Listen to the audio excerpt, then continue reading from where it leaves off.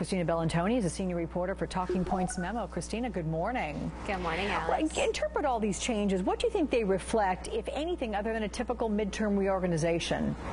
There's a couple things going on here. You definitely have that, as you mentioned, typical midterm reorganization. It's not shocking that people would leave. It's a very intensive job, and people sort of have 1 or 2 years in them, and then they shift around. That happens often with chief of staff. But there's also a little bit of signaling to the Democratic base that's been frustrated with President Obama for a while. He's making some changes to make sure that people are enthusiastic for the fall. I mean, you've obviously got the Elizabeth Warren appointment, which isn't exactly a West Wing shuffle, but that was certainly timed to put out a little olive branch to progressives. And a lot of people have been very frustrated with Rahm Emanuel and are happy to see him probably about to go.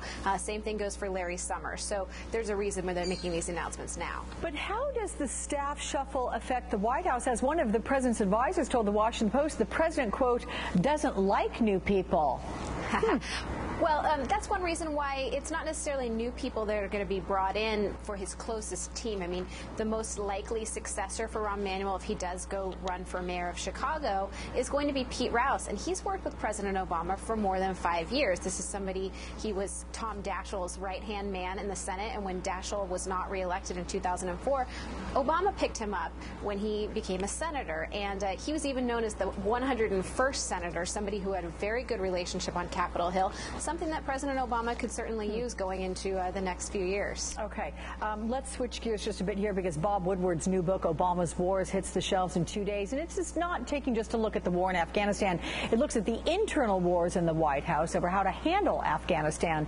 The White House says it is satisfied with the way this book portrays the president. But from what you've read, Christina, about this book so far, how do you think it might help or hurt the president and his image? Well, that's the key word of what we've read, because the book isn't actually out yet. I have not read it. I know a lot of people haven't read it. I've read the excerpts that have been out there, and certainly the White House does believe that that paints a flattering portrait of a president that's very deliberative.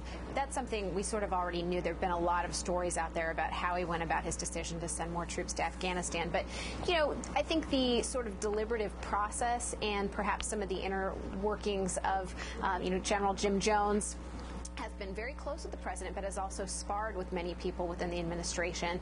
Sort of goes back to the shuffle. He potentially could be leaving in the next year. So I think that it's going to reveal a little bit of what's going on behind the scenes, but more than likely it's not going to have a dramatic effect on how the American people view Obama. I mean, the Woodward books about President Bush certainly influenced debate, but didn't necessarily shift voters. Okay, Christina Bellantoni, thanks so much. Thank you.